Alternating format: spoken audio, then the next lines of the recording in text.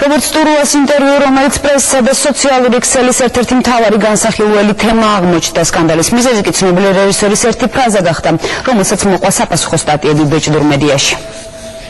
რეჟისორ რობერტ სტურუას ინტერვიუ სააგენტო საქინფორმში დაიბეჭდა. ხალხმა ვიცით სიმართლე, მაგრამ ხელისუფლება სირაქლემასავით ოსტატურად მალავს სიცრუის ქვიშაში თავს. სტატია ამ სათაურით სკანდალური რობერტ სტურუას ერთი შეფასების გამო გახდა. ინტერვიუში რამდენიმე დეტალია, რაც ჟურნალისტის და რესპონდენტის არამხოლოდ პოლიტიკურ სიმპათიებზე მიუთითებს. ინტერვიუს დასაწყისშივე ავტორმა რესპონდენტი ამ სიტყვებით წარადგინა. საქინფორმის სტუმარია საბჭოთა კავშირისა და საქართველოს სახალხო არტისტი, გამოჩენილი ქართველი რეჟისორი რობერტ სტურუა. როგორც მოგვიანებით ირკვევა, საბჭოთა კავშირს ჟურნალისტის შემთხვევით არ ახსენებს. ინტერვიუს ავტორი შეკითხვას ასეთი ფორმულირებით სვამს. ბოლო პერიოდის კომუნისტებსაც თუ შევადარებთ, ზნეობაც, მორალიც, კანონიც იქ ბევრად უფრო მეტი იყო ვიდრე ახლა. ამ აკდებულმა მარაზმამდე მისულმა ამერიკულმა დამოკიდებულებამ გამოიწვია ის, რომ მიუხედავად ყველაფრისა, ვინც უნდა გააჩეროთ შუმად, ყველა გეტყვის, რომ მაინც რუსეთი ურჩევნია. გნებავთ კულტურულად, გნებავთ მენტალურად, გნებავთ რელიგიურად. ეს არ არის ბავშვობიდან გამოყოლილი ნოსტალგია. ჟურნალისტის ამ შეკითხვის უпроსწორად კი მისი პოზიციის sapasუხოდ რობერტ სტურუა ხელისუფლების შესახებ საკუთარ აზრს გამოთქვამს და სკანდალურ ფრაზასაც ამის შემდეგ ახსენებს. ბათუმში გავხდით. თქვენ გონიათ ეს გზები გაკეთებულია? აღმოჩნდა, რომ უკვე გაფუჭებულია ყველაფერი. ავტობანის შემდეგ ყოველგვარი გამაფრთხილებელი ნიშნის გარეშე იწყება გაფუჭებული გზები. კინაღამ ავარიაში მოვყევით. უგემოვნობის გარდა არაფერია გაკეთებული. ბათუმი თურქულ ჩეჩმუსად გადააქციეს. ეს დამოკიდებულებაა გასაკვირი, რაღაც სიყვარული შენი ხალხისადმი, რომ შენიანია არ უნდა ჰქონდეთ? სომეხია და რა ვქნათ, ეს ხომ არ არის დამალული. რობერტ სტურუას ფრაზა სომეხია და რა ვქნათ გახდა სოციალურ ქსელებსა და სხვადასხვა გამოცემებში განხილვის მთავარი თემა. ჟურნალ ლიბერალი ჟურნალისტმა სტურუას ღია წერილით უპასუხა. ბატონო რობერტ, მე რამდენიც ჩავხედე ინტერვიუს ტექსტს, იქ შავით თეთრზე წერია. ნიში სომეხია და რა ვქნათ, ეს ხომ არ არის დამალული? უცნაურია რამ გიბიძგეთ ეს ფრაზა გეთქვა, თქვენ ხომ პოლიტიკოსი არ ხართ. ასეთ რამებს საქართველოში როგორც წესი გაკოტრებული ამ პირზე რძე შეუმშრალი პოლიტიკოსები ამბობენ, რათა საზოგადოების ყველაზე დაბალი ფენების მხარდაჭერა მოიპოვონ. სამწუხაროდ ამგვარი რამ ჩვენში ჯერ კიდევ ჭრის. ადამიანის ეთნიკურობის გამო დამცირებიდან ფაშიზმამდე ერთი ნაბიჯია. ის მშიერი მეორე მსოფლიო ომის ვეტერანები, რომელთათვისაც სპექტაკლის ითამაშეთ და დააპურეთ კიდეც სწორედ ფაშიზმს ებრძოდნენ. თუ ჩვენ ყველანი ძალიან არ გავფრთხილდით, თითოეული სიტყვა თუ არ მოვზომეთ, ფაშიზმი შეიძლება ისევ დაგვატყდეს თავს. თავსმოხვეული და უცხო კი არა ჩვენი ეროვნული ქართული ფაშიზმი. Xenofobიური გამონათქვამები ნებისმიერი ადამიანის პრეტენზიას აყენებს საზოგადოებას და მით უმეტეს ესეთი პოპულარული, ცნობილი და ყოველთვის საყვარელი არტისტის მხრიდან, როგორც არის რობერტ სტურუა. ნინო ბექიშვილი ღია წერილში ყველა ქართველისთვის და განსაკუთრებით რობერტ სტურუასთვის კარგად ცნობილ სომხურ გვარებს იხსენებს.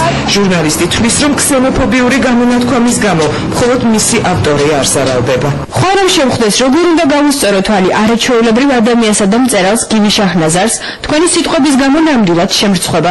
მით უმეტეს ვიცი, როგორ უხარო და ქართული თეატრის ყველა წარმატება, როგორ გულშემატკივრობდათ. ასეთი კი ძალიან ბევრია თბილისელ თუ არათბილისელ სომეხთა შორის. მეუხერხულება, მაგრამ მაინც უნდა შეგახსენოთ, რუსთაველის თეატრი მე-19 საუკუნეში სწორედ სომეხი მეცენატის ივანე პიტოევის შეწირული თანხებით აშენდა.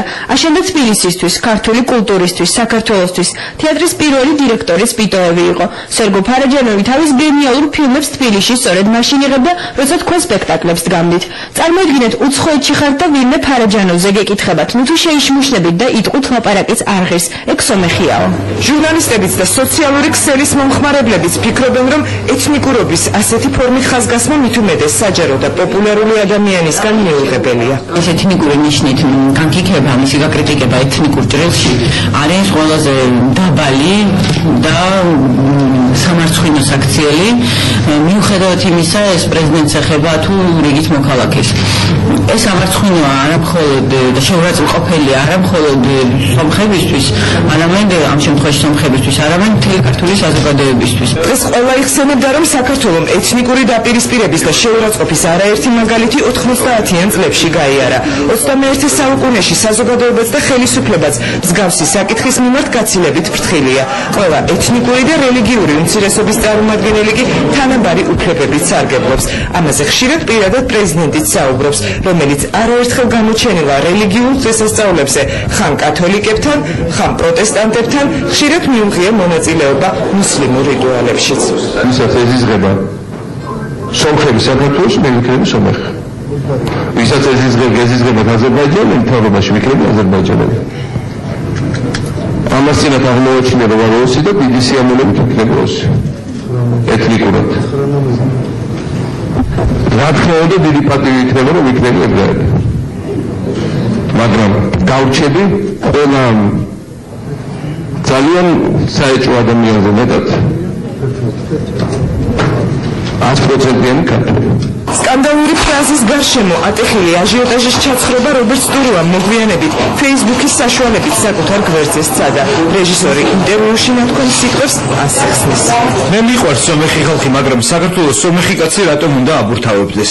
ისედაც მოგავიკოთ რა მნიშვნელობა აქვს რობერტ სტურუას შემთხვევას, უნდა გავუსვით რა მოხდა ერთი დღის წინ, შეიძლება გავუსვით რა მოხდა ერთი დღის წინ კანის ფესტივალზე.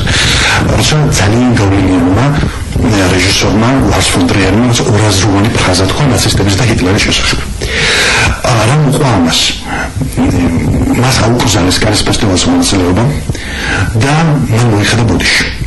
რეალურად რაც მინდა თქვა ის არის, რომ საზოგადოების სიჯანსაღე იზრდება არადაშობილი შეცდომით, არამედ იმ ფასით, რომელსაც ადამიანები შეცდომაში იხდის. საქიმფორმის ინტერვიუდანვე ცნობილი ხდება, რომ რობერტ სტურუა გასტროლებით პარიზში, ლონდონში, შემდეგ კი რუსეთში მიემგზავრება, სადაც ქართველი რეჟისორი არამხოლოდ თეატრალურ წრეებში საკმაოდ პოპულარულია.